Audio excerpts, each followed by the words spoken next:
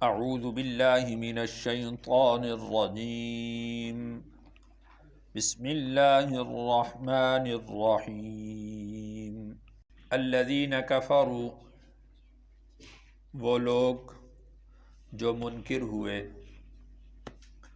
وصدوا، اور انہوں نے روکا، عن سبیل اللہ، اللہ کی راہ سے، اضل اعمالہم، اکارت کر دیے گئے ان کے اعمال۔ تو اللہ تعالیٰ نے یہاں پر یہ ایک اصول بیان کیا ہے کہ جو لوگ کافر ہیں تو ان کے اعمال ضائع ہیں۔ اس کی بنیادی وجہ وہ ایمان کی روح کا نہ ہونا ہے۔ تو کافر بھلے جتنی ہی نیکیاں کر لے، اس کی نیکیوں کا آخرت میں کوئی بدلہ ملنے والا نہیں ہے، اس لیے کہ اس کے نیک اعمال کے اندر ایمان کی روح نہیں ہے، محض ایک جسم ہے، ایک صورت ہے، اور اگر روح نہ ہو تو صورت یا جسم وہ فانی ہے۔ تو لہذا جس طرح ان کی نیکی فانی ہے، اسی طریقہ سے ان کی نیکی کا بدلہ بھی فانی ہے۔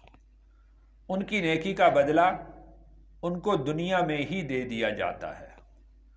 وہ بدلہ نیک نامی ہو سکتی ہے، شہرت ہو سکتی ہے، عزت دنیا کے اندر ہو سکتی ہے، اور صحت ہو سکتی ہے، اولاد ہو سکتی ہے، حکومت ہو سکتی ہے۔ تو چونکہ یہ ساری چیزیں دنیا کے اندر ان کو مل جائیں گی، اور یہی ان کی نیکیوں کا بدلہ ہو جائے گا، اور یہ ساری چیزیں بھی فانی ہیں، ان کی نیکی بھی فانی اور اس کا بدلہ بھی فانی۔ ایمان والے کے اعمال وہ دائمی ہیں، اس لیے کہ اس کے عمل کے اندر ایمان کی روح ہے، تو اس کا عمل ایمان کی روح کے ساتھ زندہ ہے، وہ باقی رہے گا، تو لہٰذا ایمان والے کی نیکی کا بدلہ بھی باقی رہنے والا ہے۔ اور بعض اوقات تو یوں بھی ہوتا ہے کہ کافر لوگ کسی چیز پر مال خرچ کرتے ہیں، پیسہ خرچ کرتے ہیں، اپنی طرف سے نیکی سمجھتے ہوئے، در حقیقت وہ گناہ ہوتا ہے۔ جس طرح کہ اللہ تعالیٰ نے قرآن میں ایک جگہ پر ارشاد بھی فرمایا کہ یہ لوگ اپنے پیسے کو اللہ کی راہ سے روکنے کے لیے استعمال کرتے ہیں، فَسَيُنْفِقُونَهَا، اور یہ عنقریب استعمال کرتے رہیں گے، اور پھر ان کا یہ پیسہ استعمال کرنا وہ ان کے لیے حسرت کا باعث ہو جائے گا۔ اب وہ پیسہ خرچ کر رہے ہیں اپنی طرف سے بہتر سمجھتے ہوئے، اور لوگوں کو ایمان سے روکنے کے لیے۔ اس کو یہاں پر اللہ نے یوں بھی ارشاد فرمایا کہ وَصَدُّوا عَن سَبِيلِ اللَّهِ، اور وہ روکتے ہیں اللہ کی راہ سے۔ أَضَلَّ أَعْمَالَهُمْ، تو ان کے سارے اعمال ضائع کر دیے جائیں گے، سارے کے سارے اعمال اکارت کر دیے گئے۔ ان کا یہ مال خرچ کرنا، پیسہ خرچ کرنا، اپنا جان مال کے ساتھ کھیلنا، وہ سب کا سب ضائع ہو گیا۔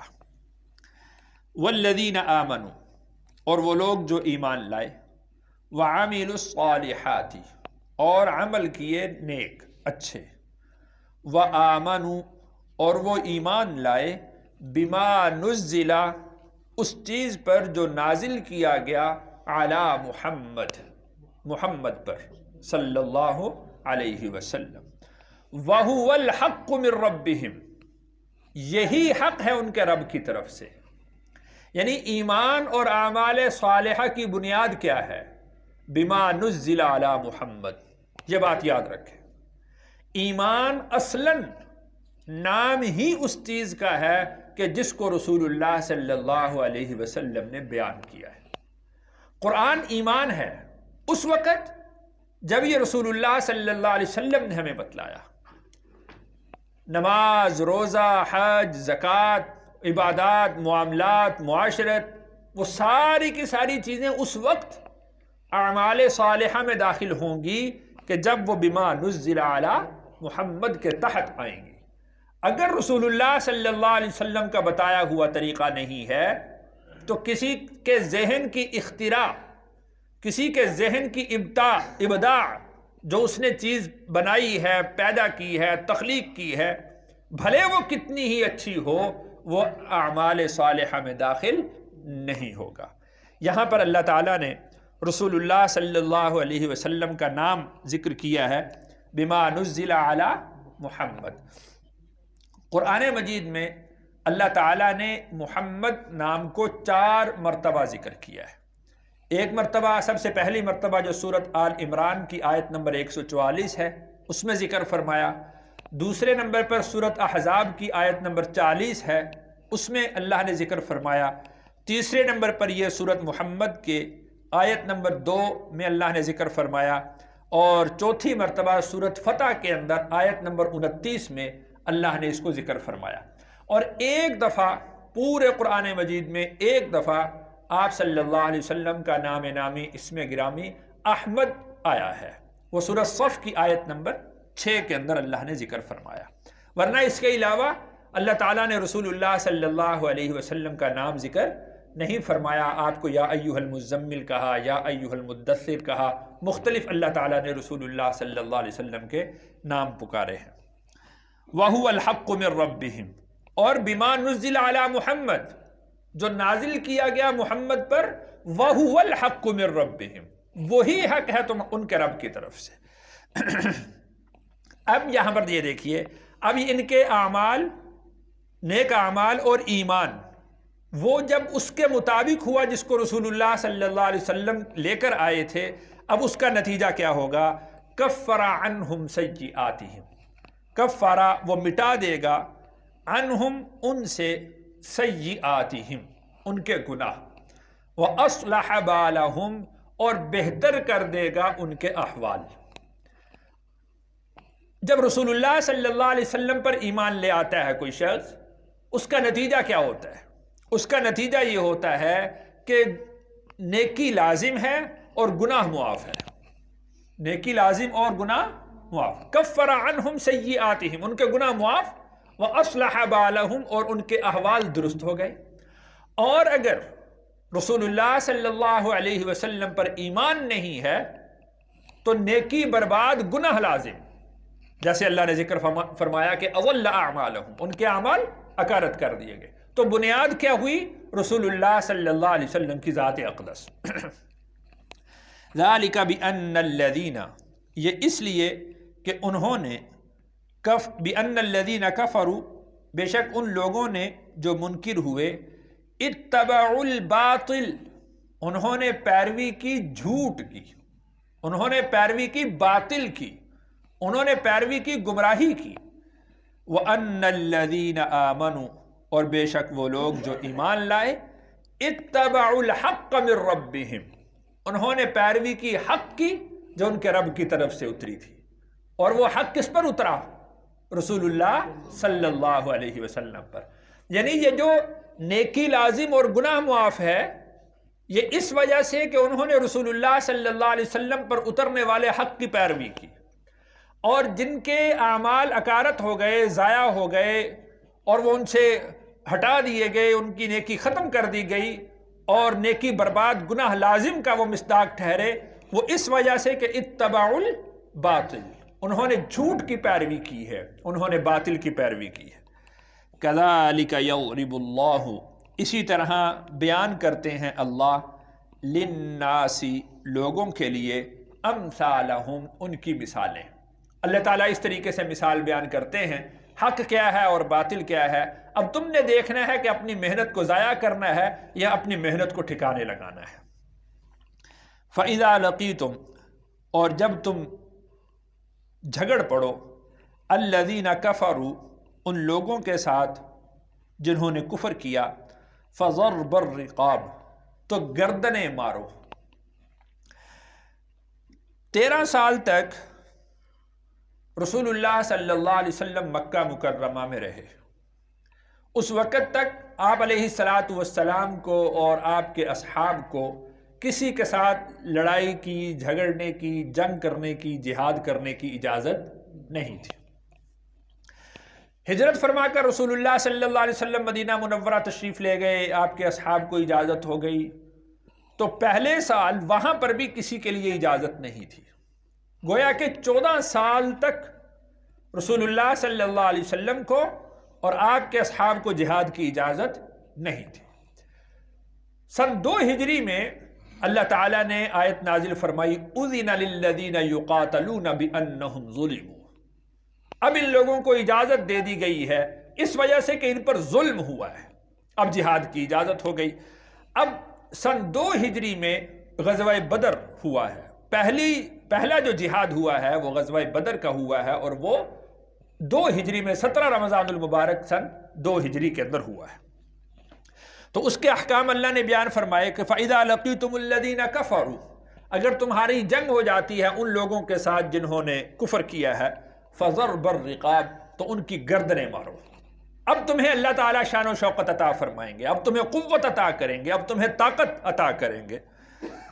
حَتَّى إِذَا أَثْخَنْتُمُوهُمْ، یہاں تک کہ جب تم خوب خون ریزی کر چکو، فَشُدُّ الْوَثَاقِ، تو باندھو قید، یعنی اب خوب خون ریزی ہو گئی ہے، اب ان کی شان و شوکت ٹوٹ گئی ہے، اب ان کی قوت ٹوٹ گئی ہے، اب ان کا زور ختم ہو گیا ہے، اب جو ان کے لوگ جو میدان جنگ میں اترے تھے اب تم ان کو پکڑ لو اور ان کو قید کر دو۔ فَإِمَّا مَنًّا بَعْدُ، پھر بعد میں چاہے احسان کرو، وَإِمَّا فِدَاءً، یا تم فدیہ لے لو۔ جو قیدی تھے، جو پکڑ لیے جاتے تھے، اگر ان کو آزاد کرنا ہے، رہا کرنا ہے، چھوڑنا ہے، تو اس کی یہی 2 صورتیں ہیں کہ یا تو یہ کہ تم احساناً ان کو چھوڑ دو کہ ٹھیک ہے بھئی ہم تمہیں معاف کرتے ہیں، تم چلے جاؤ۔ فَإِمَّا مَنًّا بَعْدُ، جب تم نے ان کو قید کر لیا ہے اس کے بعد تمہیں اجازت ہے کہ تم ان کو احساناً چھوڑ دو کہ ٹھیک ہے کہ ہم تمہیں چھوڑتے ہیں۔ اور اس کا بھی فائدہ ہوا، رسول اللہ صلی اللہ علیہ وسلم نے بنو المستلق کے ساتھ اسی طرح کیا، اور وہ سارے کے سارے لوگ آپ علیہ الصلاۃ والسلام کے اس احسان کریمی کو دیکھ کر مسلمان ہو گئے۔ وَإِمَّا فِدَاءً، یا یہ ہے کہ تم ان کو فدیہ لے کر چھوڑ دو، اور اس میں بھی مسلمانوں کے بہت سارے فوائد تھے، جیسا کہ غزوہ بدر کے اندر مسلمانوں نے جو ہے وہ مشرکین مکہ کے سرداروں سے وہ فدیہ لیا تھا، اور وہ مسلمان قسمہ پرسی کی حالت میں تھے، مسلمان تنگ دستی کی حالت میں تھے، اللہ تعالیٰ نے اس کے ذریعے سے مسلمانوں کو مال عطا کر دیا۔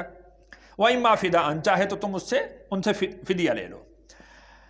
اور دوسری صورت یہ ہے کہ اگر تم ان کو چھوڑنا نہیں چاہتے، ان کو اپنے پاس رکھنا چاہتے ہو، تو اس کی 3 صورتیں ہیں۔ یا تو یہ ہے کہ تم ان کو رعیت بنا کر رکھ لو کہ وہ تمہارے مزارع بن جائیں اور تمہاری رعیت بنے، ذمہ بن کر رہیں، تمہارے ماتحت رہیں، کام کریں تمہارے۔ دوسری صورت یہ ہے کہ تم ان کو غلام بنا لو، ان کو تقسیم کر دو مسلمانوں کے درمیان میں، اور مسلمان ان کو اپنا ملازم بنائے اور ان سے کام لیں۔ تیسری صورت یہ ہے کہ ان کو قتل کر دیا جائے۔ ان کو قتل کرنے سے کیا ہوگا کہ کفار کی جو رہتی قوت ہے، جو ان کی رہتی شان و شوکت ہے، وہ بھی ختم ہو جائے گی، بالکل ملیا میٹ ہو جائیں گے، ختم ہو جائیں گے۔ حتی تضع الحرب اوزارہا، یہاں تک کہ جنگ اپنے اوزار رکھ دے، یعنی یہاں تک کہ جنگ بالکل ٹھنڈی پڑ جائے، ختم ہو جائے جنگ۔ یہ عمل تم نے اس وقت تک کرتے رہنا ہے۔ ذالک، یہ وَلَوْ يَشَاءُ اللَّهُ، اور اگر چاہتے اللہ، لَنْتَصَرَ مِنْهُمْ، تو بدلہ لیتے ان سے، وَلَٰكِن لِيَبْلُوَ، لیکن وہ آزماتا ہے، بَعْضَكُمْ بِبَعْضٍ، تم میں سے بعض کو بعض کے ذریعے سے۔ یعنی اگر اللہ تعالیٰ چاہتے تو جس طرح قوم عاد کو، قوم سمود کو ختم کیا ہے، اللہ تعالیٰ تھوڑی سی زمین ہلاتے، ہوا بھیجتے، چیخ بھیجتے، بارش برسا دیتے، زمین پھٹ جاتی، وہ سارے ختم ہو جاتے۔ لیکن وَلَٰكِن لِيَبْلُوَ بَعْضَكُمْ بِبَعْضٍ، اس میں ایمان والوں کا جو امتحان تھا وہ نہ ہو سکتا۔ اب دیکھیں کہ ایمان والوں کا امتحان کس طرح سے ہوا۔ رسول اللہ صلی اللہ علیہ وسلم نے مختلف موقع پر فرمایا کہ جہاد کے لیے نکلنا ہے، جو کچھ جو وہ تعاون کر سکتا ہے وہ کرے۔ اب اس میں حضرت ابوبکر صدیق رضی اللہ عنہ اپنے گھر کا پورا سامان لے آئے۔ امتحان ہو گیا کہ یہ شخص کس درجے تک پہنچ سکتا ہے کہ اپنے گھر کا پورا سامان وہ اللہ کے رسول صلی اللہ علیہ وسلم کی خدمت میں لا کر رکھ دیتا ہے۔ حضرت عمر رضی اللہ عنہ فرمانے لگے کہ اگر میں آگے نکل سکتا ابو بکر سے تو آج کے دن آگے نکل سکتا ہوں۔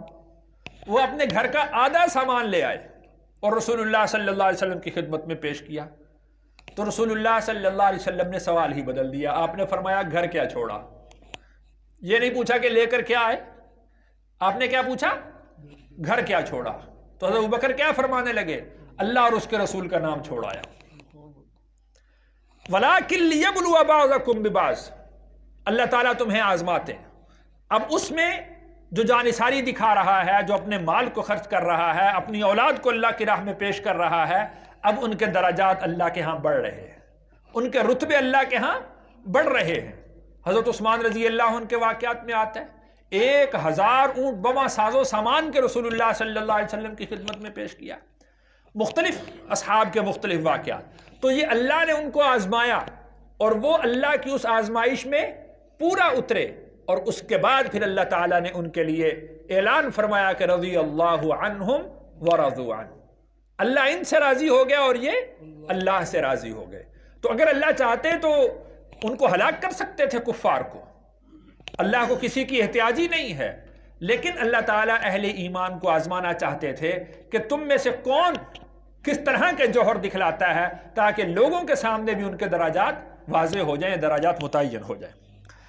والذین قتلوا، اور وہ لوگ جو شہید کر دیے گئے، مارے گئے، فی سبیل اللہ، اللہ کی راہ میں، فلن یضل، اللہ ہرگز ضائع نہ کرے گا، اعمالہم، ان کے اعمال کو، سیہدیہم ویصلح بالہم، ان قریب اللہ ان کو راہ دکھلائیں گے اور ان کے احوال کو درست کر دیں گے، ان کی تنگ دستیوں کو دور کر دیں گے، ان کی پریشانیوں کو اللہ دور کر دیں گے، ان کو قوت اور طاقت اور شان و شوقت اللہ تعالیٰ عطا فرمائیں گے، ان کے احوال بہتر سے بہتر ہوتے چلے جائیں گے۔ یہ تو دنیا کے اندر ہوگا۔ وَيُدْخِلُهُمُ الْجَنَّةَ، اور اللہ داخل کریں گے ان کو جنت میں، عَرَّفَهَا لَهُمْ، اللہ نے ان کو اس کی پہچان کروا دی ہے۔ بہت سارے صحابہ کرام رضی اللہ عنہم اجمعین کے واقعات میں آتا ہے کہ وہ یوں کہتے ہوئے آگے بڑھے کہ مجھے تو جنت کی خوشبو آ رہی ہے، مجھے تو جنت کی خوشبو آ رہی ہے۔ وَيُدْخِلُهُمُ الْجَنَّةَ، اللہ ان کو جنت میں داخل کریں گے، عَرَّفَهَا لَهُمْ، جو اللہ نے جس جنت کی ان کو پہچان کروا دی ہے، ٹھکانے دکھلا دیے ہیں جنت کے اندر، تو وہ عَرَّفَهَا لَهُمْ، ایک اس کا معنی یہ ہے۔ دوسرا اس کا معنی یہ ہے کہ اللہ تعالیٰ نے اپنے نبی کی زبان کے ذریعے سے ان کو جنت کی پہچان کروا دی ہے کہ جنت یہ ہے، تمہارا ٹھکانہ یہاں پر ہے۔ رسول اللہ صلی اللہ علیہ وسلم نے غزوہ احد کے موقع پر کتنی دفعہ ارشاد فرمایا، کون ہے جو میرے سامنے آئے، یعنی میرا دفاع کرے اور جنت میں ٹھکانہ پائے۔ ایک سے ایک بڑھ کر صحابی آتے رہے اور وہ شہید ہوتے رہے، اور وہ رسول اللہ صلی اللہ علیہ وسلم ان کو جنت کی بشارتیں دیتے رہے۔ تو وَيُدْخِلُهُمُ الْجَنَّةَ، اللہ ان کو جنت میں داخل کریں گے، عَرَّفَهَا لَهُمْ، جس کی اللہ نے ان کو پہچان کروا دی ہے۔ اللہ تعالیٰ سے دعا ہے اللہ تعالیٰ مجھے اور آپ کو صحابہ کرام رضی اللہ عنہم اجمعین کے نقش قدم پر چلنے کی توفیق نصیب فرمائے۔